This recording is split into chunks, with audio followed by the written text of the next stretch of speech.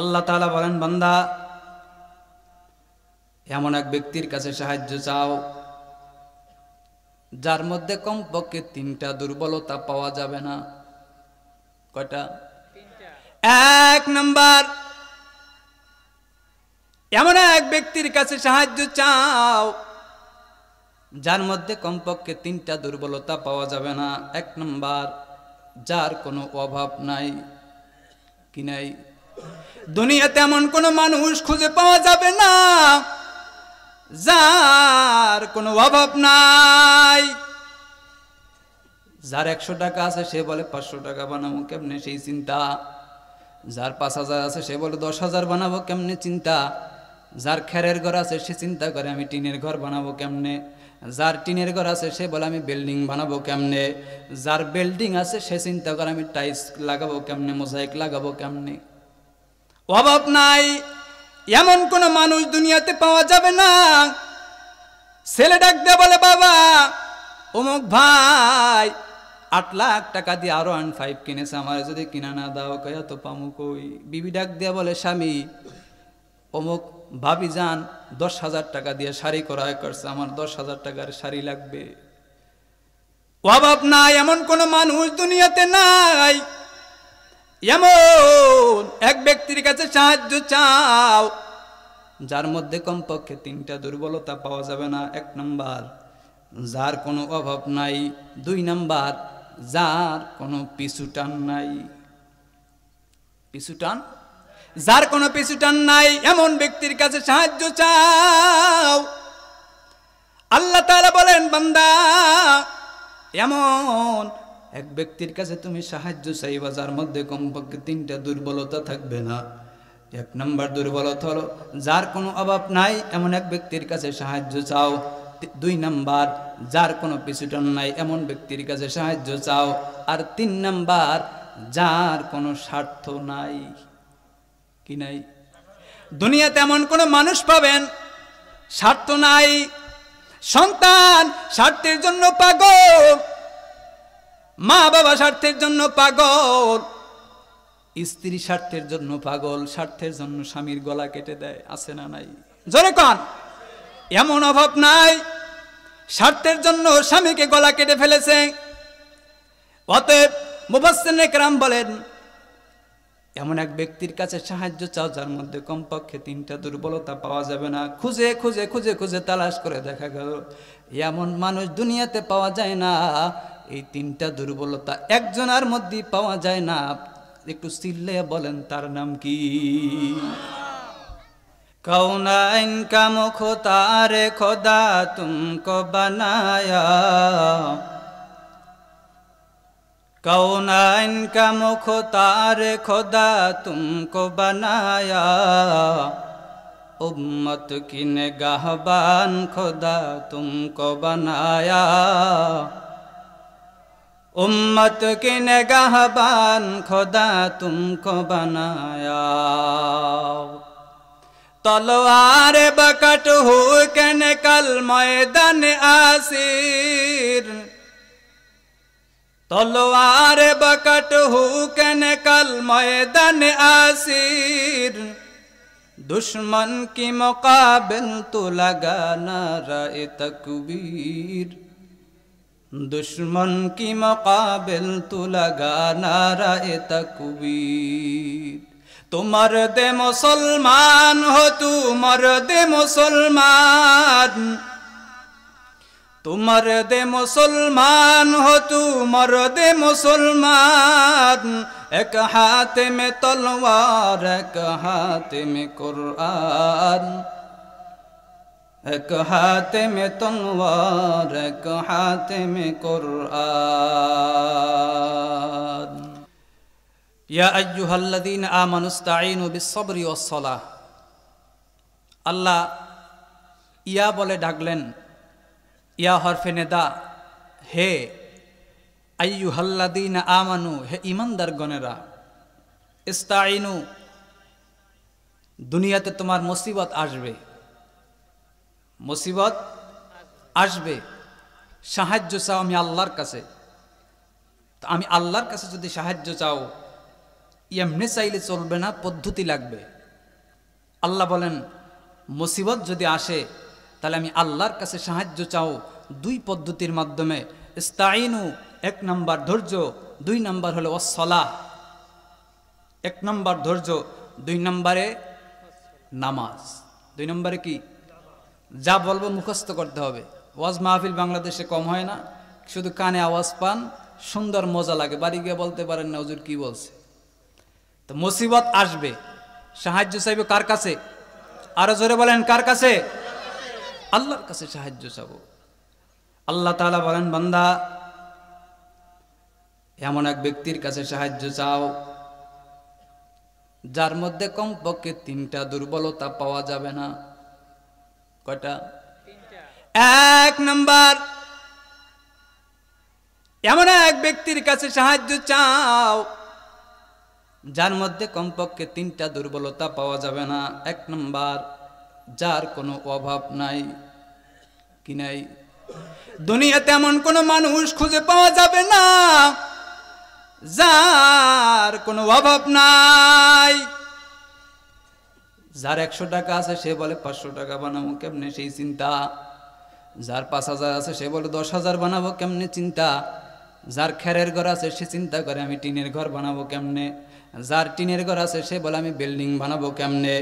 যার বিল্ডিং আছে সে চিন্তা করে আমি টাইলস লাগাবো কেমনে, মোজাইক লাগাবো কেমনে। অভাব নাই এমন কোন মানুষ দুনিয়াতে পাওয়া যাবে না।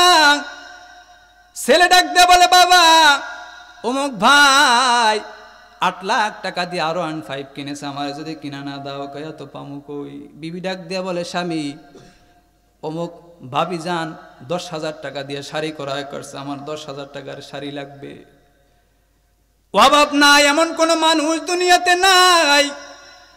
এমন এক ব্যক্তির কাছে সাহায্য চাও যার মধ্যে কমপক্ষে তিনটা দুর্বলতা পাওয়া যাবে না। এক নাম্বার, যার কোনো অভাব নাই। দুই নাম্বার, যার কোনো পিছুটান নাই। পিছুটান, যার কোনো পিছুটান নাই, এমন ব্যক্তির কাছে সাহায্য চাও। আল্লাহ তাআলা বলেন বান্দা এমন এক ব্যক্তির কাছে তুমি সাহায্য চাইবা যার মধ্যে কমপক্ষে তিনটা দুর্বলতা থাকবে না।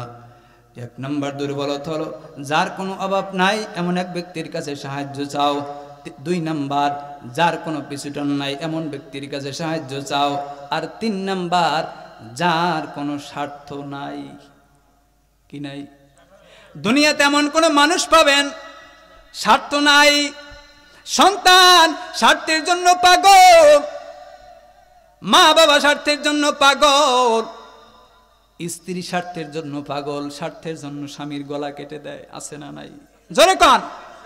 এমন অভাব নাই স্বার্থের জন্য স্বামীকে গলা কেটে ফেলেছে।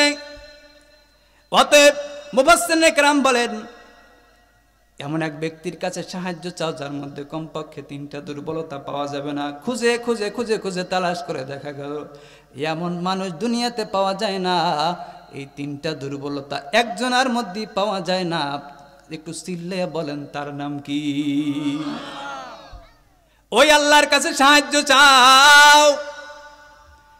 বলে বান্দা সাহায্য চাইবে আমি আল্লাহর কাছে দুইটা পদ্ধতির মাধ্যমে। একটা হলো ধৈর্য, 2 নম্বরে নামাজ। মুসিবত আসবে, আল্লাহ বলেন বান্দা আমি আল্লাহ মুসিবত দিয়ে তোরে পরীক্ষা করতে চাই। আমি আল্লাহ মাঝে মাঝে পরীক্ষা দিব। যার ঈমান যত বড় তার মুসিবত তত বড়। সবচাইতে বড় মুসিবত ছিল নবীদের, এরপরে সাহাবায়ে কেরামের, পরে আউলিয়ায়ে কেরামের, আম্বিয়ায়ে কেরামের, এরপরে আমাদের সাধারণ মানুষ। মুসিবত আসবে, মুসিবতে সাহায্য চাইবে আল্লাহর কাছে। যার ঈমান যত বাড়বে তার মুসিবত তত বাড়বে। আমগো দেশে মানুষ আছে মুসিবতে, কিছু মানুষ আছে 2 শ্রেণীর মানুষ। কোরআনের ভাষায় 1 শ্রেণীর মানুষ মুসিবতে পড়লে আল্লাহকে ভুলে যায়। আছে না? মুসিবতে পড়লে আল্লাহকে ভুলে যায়, আবার যখন সুখে থাকে তখন আল্লাহকে ডাকে। আর 1 শ্রেণীর মানুষ আছে সুখে থাকলে আল্লাহরে ভুলে যায়, মুসিবতে পড়লে আল্লাহকে ডাকে।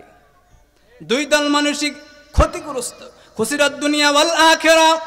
এরা 2 দল মানসিক ক্ষতিগ্রস্ত, জাহান্নামী। এ যুবক ভালো করিয়া শোনো, আল্লাহ তাআলা বলেন সাহায্য চাইবে আমি আল্লাহর কাছে। মুসিবত তোমাদের জীবনে আসবে, আসবেই আসবে। স্বামী আর স্ত্রী খানা খাইয়া দুপুরবেলা কথা বলতেছেন আরামের কথা, ও স্বামী একটু বলবানি তুমি আমারে কেমন ভালোবাসো? স্বামী ডাক দিয়ে বলে বিবি আমি তো তোরে অনেক ভালোবাসি। কই কেমন ভালোবাসো? বলে ও স্বামী কেমন ভালোবাসো আমাকে একটু জবাব দিবা। স্বামী ডাক দিয়া বলে বিবি এমন ভালোবাসি তুই যা চাবি তাই পাবি, যা চাবি যা চাবি তাই পাবি। স্বামী ডাক দেয়া বলে বিবি ডাক দেয়া বলে স্বামী আমার তুমি আমারে এক তালাক দাও। কি দাও?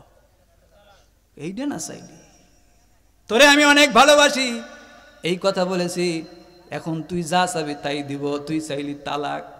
আমি তো ভাবতেও পারি নাই তুই তালাক চাবি। কয় স্বামী ওয়াদা করেছ, এখন যদি না দাও তাহলে তুমি মুনাফিকের কাতারে চলিয়া যাওয়া। স্বামী ওয়াদা করেছে দিবে, বিবি চাইছে তালাক। সমাধান কোথায়? বলে এই সমাধানের জন্য মায়ার নবী রাহমাতুল্লিল আলামিনের কাছে যেতে হবে। চলো স্বামী আর স্ত্রী মায়ার নবী রাহমাতুল্লিল আলামিনের কাছে রওনা। কিছু দূর যেতে না যেতে হঠাৎ স্বামীর একটা গর্তের মধ্যে পা পড়িয়া পাটা ভেঙে গেল। স্বামী ডাক দিয়া বলে বাঁচাও, ও বিবি আমার একটু ধরো। বিবি যখন ধরলেন, বিবি টান দিয়ে যখন স্বামীর দাঁড় করাইলেন, স্বামী ডাক দেয়া বলে এবার বিবি চলো। বলে যাওয়ার দরকার নেই। বলে কেন? বিবি ডাক দেয়া বলে স্বামী আমার বহু বছর হয়ে গেছে আমি আপনার ঘরে এসেছি, কিন্তু আমি দেখলাম বিবাহের পর থেকে আপনার ঘরে কোনো মুসিবত নাই। মায়ার নবী বলেন যেই ঘরে কোনো মুসিবত নাই ওই ঘরে আমি আল্লাহর রহমত নাই। ও স্বামী আমি তাকে দেখলাম আমার ঘরের মধ্যে কোনো রহমত নাই, এই জন্য আমি একটা বাহানা খুঁজলাম। এখন তোমার যেহেতু পাটা ভেঙে গেছে, আমার ঘরে মুসিবত চলে আসছে, আমার ঘরে যেহেতু মুসিবত চলে আসছে, আল্লাহর রহমত আমার ঘরে নাজিল হবে। আতিনা ফি দারে দুনিয়া না হাসান, আতিনা ফি দারে ওকুবা না হাসান, ইয়া গিয়াসল মুস্তাগিসিন আহদিনা লফতিখারা বিল উলুমি ওয়াল গিনা। খারাপ লাগে? চলবে? মুসিবত আসবে, সাহায্য চাইবে কার কাছে? এ এলাকার যুবক একটু চিন্তা ভাবনা করিয়া দেখেছো, আল্লাহর কাছে যদি সাহায্য চাও পদ্ধতি লাগবে দুইটা। এক নম্বরে ধৈর্য, দুই নম্বরে নামাজ। কিন্তু আজকে আমাদের মধ্যে ইতিহাস তালাশ করলে দেখা যায় আমগো মধ্যে ধৈর্য নাই, নামাজও নাই। কি বলেন ঠিক না? অথচ আল্লাহ তাআলা ফজরে ডাক দেন, এ বান্দা ফজরে এসে আমি আল্লাহর দরওয়াজায় সিজদা দে, আমি আল্লাহ তোর জিন্দেগীর গুনাহ মাফ করে দেব। এ বান্দা তুই ফজরে আসতে পারো নাই, আমি আল্লাহ তোরে আবার জোহরে ডাকলাম, রাগ করে মুখ ফিরে নেই নেই, আমি আল্লাহ তোরে আবার জোহরে ডাকলাম, বান্দা আইসা আমার কদমে সেজদা দে, তোর জিন্দেগীর গুনাহ আমি মাফ করে দিব। এ বান্দা তুই জোহরে আসতে পারো নাই, আমি আল্লাহ বেজার না, আমি আল্লাহ বারাসরে ডাক দিলাম, বান্দা আইসা আমার কদমে একটু সেজদা দে, যদি সেজদা দিতে পারো আমি আল্লাহ তোর জিন্দেগীর গুনাহ মাফ করে দিব। এ বান্দা তুই যদি আসরে না আসতে পারো, আমি আল্লাহ তোরে রাগ কইরা ফালাইয়া দেই নাই, আমি আল্লাহ বেজার হই নাই, আমি আল্লাহ আবার মাগরিবে ডাক দিলাম, বান্দা এ বান্দা তুই যদি মাগরিবে এসে আমি আল্লাহর কদমে সেজদা দিতে পারো, আমি আল্লাহ তোর জিন্দেগীর গুনাহ মাফ করে দিব। যদি তুই ওই মাগরিবে আসতে পারো নাই, আমি আল্লাহ বেজার না, আমি আল্লাহ আবার তোরে এশায় ডাকলাম, এ বান্দা আইসা যদি আমার কদমে সেজদা দিতে পারো, আমি আল্লাহ তোর জিন্দেগীর গুনাহ মাফ করে দিব।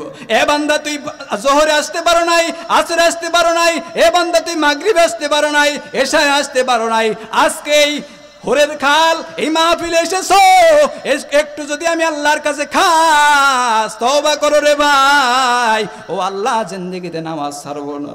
এ যুবক কি মনে করেছো কোন দিন আজরাইল আমিন দরওয়াজায় হাজির হয়ে যায় বলা যায় না? কি আমল করেছো? একটু তুমি এত বদ আমল করো তারপর তোমার দিলটা ভাঙে না রে ভাই। কি আমল করতে পেরেছো?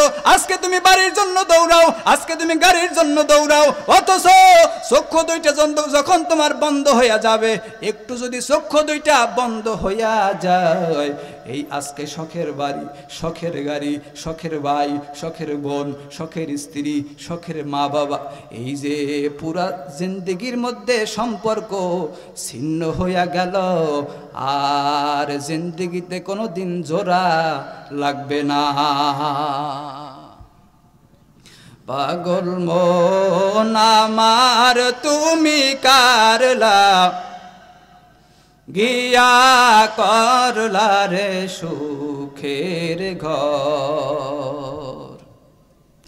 পাগল মন আমার তুমি কারলা গিয়া করলা রে সুখের ঘর। উপর তলায় জলে বাতি, উপর তলায় জলে বাতি, নিস্তলাতে অন্ধকার তুমি কারলা গিয়া করলা রে সুখের ঘর। পাগল মন আমার তুমি কারলা গিয়া করলা রে সুখের ঘর। ভাই বলো বন্ধু বলো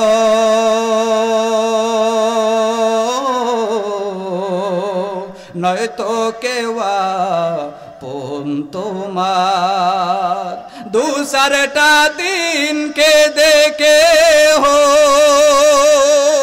দু চারটা দিন কে দেখে হো, রাখবে না যে খোঁজ খবর তুমি কারলা গিয়া করলা রে সুখের ঘর।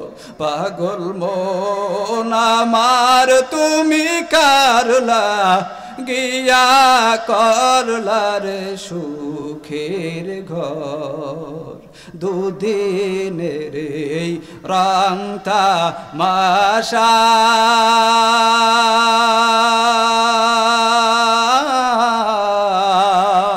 আরো যত স্বপ্ন আশা, সব আয়োজন বৃথা যাবে, সব আয়োজন বৃথা যাবে।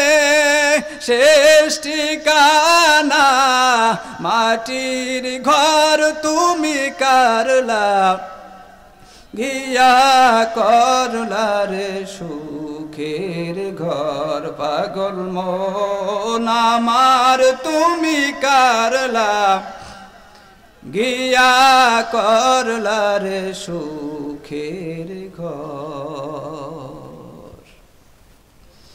এলাকার মুসলমান ভালো করিয়া বুঝরে ভাই, কোন দিন আজরাইল আমিন দরওয়াজায় হাজির হয়ে যাবে আল্লাহ ছাড়া কেউ জানে না। অতএব আজকে এত অপরাধ করেছো, এত গুনাহের কাজ করেছো, হাজার অপরাধ করো, হাজারো গুনাহ করো, দিলটা তোমার ভাঙে না। তুমি মনে করো আমি বড় বাহাদুর, গুনাহ করে করে করে করে তুমি আজকে দিলটা ভালো করে চালাইতেছো। অথচ মায়ার নবী রাহমাতুল লিল আলামিন বলেন, ইজা সাররাতকা হাসানাতুকা ওয়া ইজা সাআতকা সাইয়্যাতুকা ফাআনতা মুমিন। এ মুমিন, তুমি যদি দেখো গুনার কাজ করতে ভালো লাগে, গুনাহের কাজ করলে প্রশান্তি লাগে, আর যদি নেকের কাজ করতে অশান্তি লাগে। অনেক সময় মসজিদে গিয়ে আমরা যখন হুজুর সূরা ফাতিহা পড়তেছে, সূরা সামনে পড়তেছে, সূরা ভালো লাগে না, হুজুর তাড়াতাড়ি নামাজ শেষ করে না কেন? এইটা তুমি যদি মনে করো নামাজ আদায় করতে গিয়া তোমার পেরেশানি পেরেশানি পেরেশানি, তাহলে বুঝবা তোমার মধ্যে ঈমান নাই। নেকের কাজ করতে গেলে যদি অশান্তি লাগে আর গুনাহের কাজ করতে গেলে যদি তোমার প্রশান্তি লাগে তাহলে বুঝবা তোমার ঈমান নাই। আর যদি মনে করো গুনার কাজ অজান্ত হইয়া গেলে মনে করবা অশান্তি লাগতেছে, নেকের কাজ করতে গেলে শান্তি লাগতেছে। হুজুর তেলাওয়াত করতেছে, তেলাওয়াত যেন না বন্ধ করে, তেলাওয়াত চলতেই থাকুক, চলতে থাকুক। মসজিদ ছাড়তে ভালো লাগে না, নামাজ ছাড়তে ভালো লাগে না, নামাজ ছাড়লে অশান্তি লাগে, তাহলে বুঝবা তোমার ঈমান আছে। মাপকাঠি দিয়া গেলাম। অথচ যুবক ভালো করিয়া বুঝো, গুনাহের কাজ করলে তোমার আজকে মনটা ভাঙে না। অথচ সাহাবায়ে কেরামের ইতিহাস তালাশ করিয়া দেখো, রাসূলের একজন আদরের সাহাবী, আদরের সালাবা নামক সাহাবী রাস্তা দিয়ে হাঁটতেছেন। হঠাৎ পথিমধ্যে বড় একটা ঝড় শুরু হয়ে গেল। এই ঝড়ের কবলে সাহাবা সামনে আগাইতেছে। দূরে তাকায় দেখলেন একটা বাড়ির দিকে নজর পড়ে গেল। সাহাবা তাকায় দেখে এক পর্দার আড়ালের আম্মা জান গোসল করিয়া কাপড় চেঞ্জ করতেছে। আম্মা জান কাপড় চেঞ্জ করতেছে, বাতাসের কারণে পর্দার কাপড়টা উঠে গেল। অজান্তে সাহাবার নজরটা গিয়া আম্মা জানের উপর পড়লেন। সাহাবা চোখটা ঘুরে নিয়েছেন। সাহাবা যখন চোখটা ঘুরে নিয়েছেন, মনটা ভেঙে গেল। ও আল্লাহ, আমি অজান্তে গুনাহের কাজ করে ফেলেছি। আমার নবীজি আমাকে এত ভালোবাসেন, আমার নবীজি আমাকে এত ভালোবাসে। আমার আল্লাহ যদি জিবরাইল আমিনের মাধ্যমে জানায়, ও নবী গো, আপনার একজন আদরের সাহাবী কিশোর সাহাবা বেগানার দিকে নজর দিয়েছে। সাহাবা দৌড়ায়, না আমি নবীর কাছে যাব না।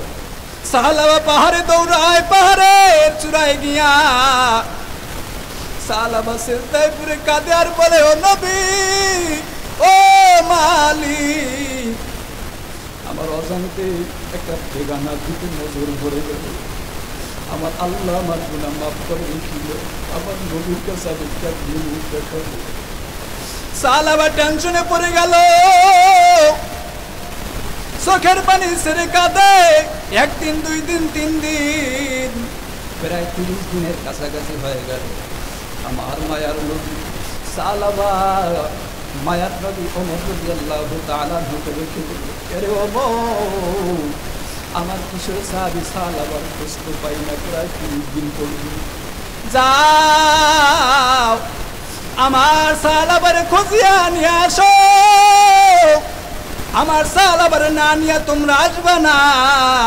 ওমর দৌড়ায়, কই সাহাবার কোথায় পাওয়া যায়?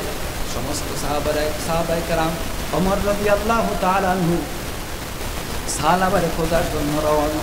খুঁজতে খুঁজতে কিছু সংখ্যক মানুষদের কাছে জিজ্ঞেস করলেন, তোমরা কি সাহাবা নামক কিছু সাহাবীরে দেখছো? বলে, না, সাহাবা নামক আমরা তো কাউকে চিনি না। তবে একটা যুবক পাহাড়ে থাকে, প্রতিদিন সকাল 9টা-10টার দিকে পাহাড় থেকে আইসা এখানে হালকা পাতলা কিছু খাইয়া আবার পাহাড়ে চলিয়া যায়, বলে আগামীকাল কাজ কিনা পর আসতে পারো। সাহাবায়ে কেরাম ওমর সহ সেখানে বসলেন। পরের দিন ইন্দিমিন টাইমে সাহাবা পাহাড় থেকে আসতেছেন। হঠাৎ তাকায় দেখেন খলিফাতুল মুসলিমিন ওমর দাঁড়ায় আছে। সাহাবার মনের মধ্যে ভয়, ওমর মনে হয় নবী ওমরকে আমাকে নিতে পাঠাইছে। আমার মনের মধ্যে ভয়, আমি নবীর কাছে যাব না। ওমর ডাক দিয়া বলে, সাহাবা, কতদিন হয়ে গেল তুমি কেন নবীর কাছে যাও না? সাহাবা বলে, আমি নবীদের কাছে যাব না, কারণ আমি এমন একটা অপরাধ করে ফেলেছি। আমি নবীর কাছে কেমন মুখ দেখাবো, আমার আল্লাহ আমাকে মাফ করবে কিনা জানি না। বলে, ও সাহাবা, তোমার না নিয়া নবী যেতে নিষেধ করেছে। নবী সাহাবাকে ওমর রাদিয়াল্লাহু তাআলা সহ সমস্ত সাহাবায়ে কেরাম সাহাবারে নিয়া নবীজির কাছে রওনা। নবীজির কাছে যখন পৌঁছাইলেন, নবীজি বললেন, এই সাহাবা, এতটা দিন হয়ে গেছে, তুমি কোথায় ছিলা? আমি তোমাকে দেখি না কেন? সাহাবা চোখের পানি ছেড়ে ছেড়ে কাঁদে। আর বলেন ও নবী আমি একটা গুনাহ করে ফেলেছি, এই গুনার কারণে আমার অন্তরটা ভেঙে গেছে, আমি লজ্জা আপনার কাছে আসতে পারি না। ও নবী আল্লাহর বান্দা সাহাবা চিৎকার মেরে কাঁদে। নবী বললেন সাহাবা আর কাঁদার দরকার নাই, আমার একটু উরুর উপরে মাথাটা রাখা একটু শান্ত হও। সাহাবা নবীর উরুর উপরে মাথা রাখে, একবার মাথা রাখে আবার উঠে ফেলে, একবার মাথা রাখে আবার উঠে ফেলে। একবার সাহাবা ডাক দিয়ে মনে হয় আমার পিঠের মধ্যে একটা পিপিলিকার মতো হাত দিয়েছে, পিপিলিকার মতো হাত দিয়েছে।